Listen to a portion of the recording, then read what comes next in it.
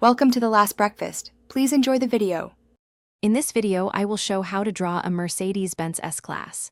First, let's establish the car's overall proportions. Start by drawing a large, elongated rectangle for the main body, about 2/3 of your paper's width. Then, add a smaller, slightly curved rectangle on top for the passenger cabin, making it about 1/3 the height of the main body. This initial framework will guide all subsequent details, ensuring your S-Class looks balanced and realistic from the very beginning. Now, let's refine those initial shapes into the recognizable S-Class silhouette. Gently round the corners of your main body rectangle, giving it a sleek, aerodynamic feel.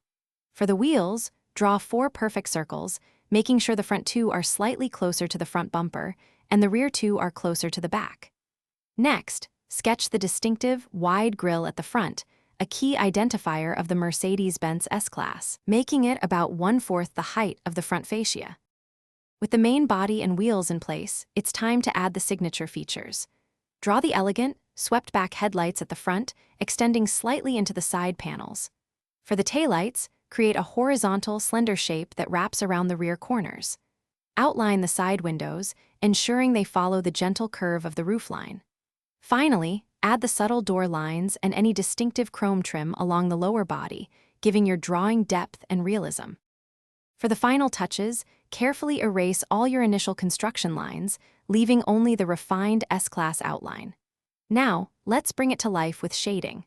Apply light shading to the body, focusing on areas where light would naturally hit, like the hood and roof. Add darker shadows beneath the car and within the wheel wells to create a sense of weight and ground it. Use a soft touch for reflections on the windows, making your S-Class truly shine. Thanks for watching. If this was helpful, leave a like and consider subscribing. See you next time.